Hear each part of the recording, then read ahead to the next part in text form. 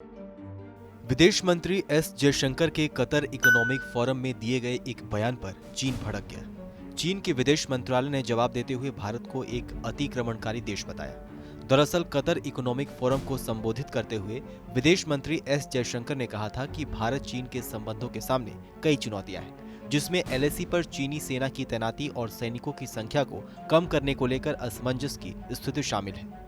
S Jaishankar के इस बयान पर प्रतिक्रिया देते हुए चीनी विदेश मंत्री के प्रवक्ता झाओ लिंजियांग ने कहा कि एलएसी से लगे पश्चिमी क्षेत्रों में चीन ने अपनी सेना तैनात की है, जो कि सिर्फ सामान्य रक्षा व्यवस्था है, ताकि दूसरे देशों से चीनी क्षेत्र पर अतिक्रमण के हमले रोके जा सके। झाओ ने आरोप लगाया कि भारत अपने सैनिकों को तैनात कर लंबे समय से चीनी क्षेत्र पर आक्रमण कर रहा है।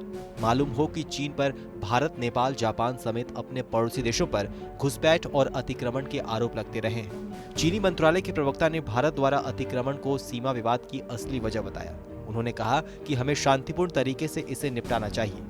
दोनों देशों के द्विपक्षीय संबंधों को सीमा मुद्दे से जोड़कर नहीं देखना चाहिए। झाओ ने बातचीत को तनाव हल करने का विकल्प बताया। माना जा रहा है कि चीन की तरफ से दिए गए इस बयान के बाद दोनों देशों के बीच सीमा पर तनाव बढ़ सकता है। आपको बताएं तो बीते कई महीनों से एलएसी पर जारी तनाव को लेकर दोनों देशों के बीच कई दौर की बातचीत हुई, लेकिन सीमा विवाद को लेकर कोई हल नहीं निकल सका। पूरी लद्दाख में कई जगहों पर अभी भी दोनों देशों की सेनाएं आमने सामने तैनात हैं। भारतीय सेना और पीएलए के बीच विवादित सीमा पर तनाव कम करने के लिए 6 जून 2020 से अभी तक 11 राउंड की बातचीत हो चुकी है। दोनों सेनाओं ने 6 जून 2020 को पहले दौर की सैन्य वार्ता की थी।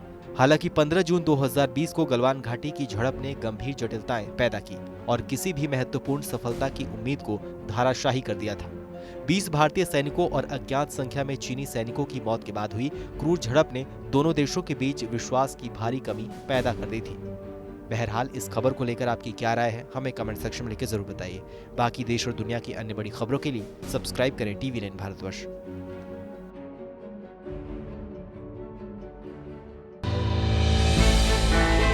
हमने की गलती फिर एक बार, कोरोना ने किया दोबारा प्रहार। मास्क, 2 गज दूरी, करें अपनी सुरक्षा खुद। कोरोना टीका हम सबको लगाना है, मिलकर साथ समझदारी से कोरोना को हराना है।